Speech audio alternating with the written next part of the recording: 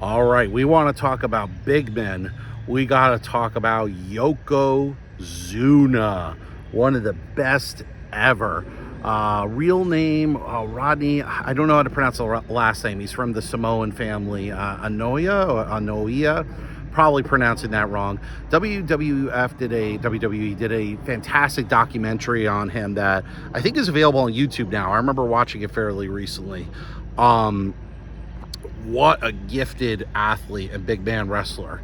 So when he came to WWF, they were advertising him, I think, as 505 pounds. Much later, 568. Later than that, well over 600.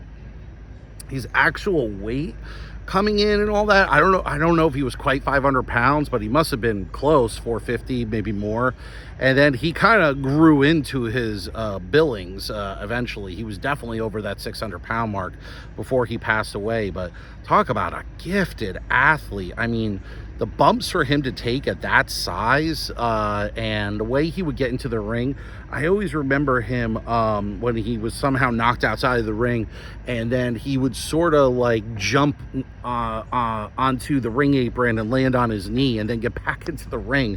And to be that size and be able to do that, I think he was billed as 6'4", 6'5". I'm going to guess probably more like 6'1", 6'2", but he wrestled barefoot, so hard to say.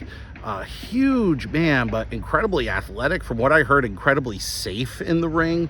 When you're that kind of size and you could be that safe, that's really incredible.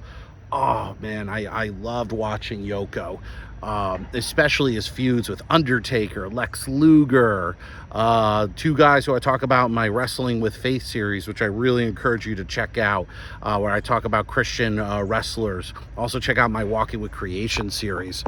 And I remember watching him towards his at the end of his run in WWF, and then I remember a friend of mine finding a tape of him from an independent show, which I think might have been his last match.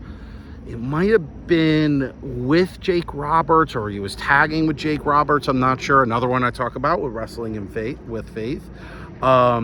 It was so sad to hear him. It's always sad to hear when these wrestlers pass away, especially so young. But he was incredibly entertaining. I've heard that he was a wonderful man backstage. There's a great story out there that Rikishi talks about where, and I forget Rikishi's real name at the moment. Fatu, I think, is that his real name? I can't remember, but he tells this story, I want to say it was in the early 90s, where Yoko happened to overhear him talking to his wife on the phone, and he couldn't afford to turn on the heat in his house. They got a new heating system, and he was low on funds. And Yoko got out his checkbook and just said to him, "How much do you need?" And or it might have been actually, he got out his checkbook, wrote a blank check, and just said, "Here, use it however much you need. Just write it in."